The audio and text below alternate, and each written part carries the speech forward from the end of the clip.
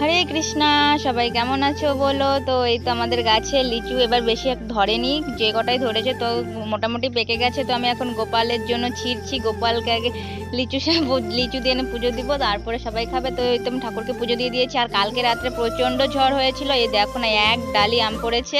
তো আমি এগুলো আচারের জন্য কেটে দিচ্ছিলাম। আর এই যে আমাদের এই পুকুরটা বর্ষা আসলে পরে অনেক জল হয়, তো এর জন্য পুকুরটাকে ডিসাইড করা হলো এই পুকুরে অনেক খারাপ খারাপ কিছু অনেক ঘটনা আছে, তার জন্য সবাই মিলে এনে ঠিক করলো যে পুকুরটাকে ভরে ফেলবে। তো এই তো এখানে মাটি ফেলানো হচ্ছিল।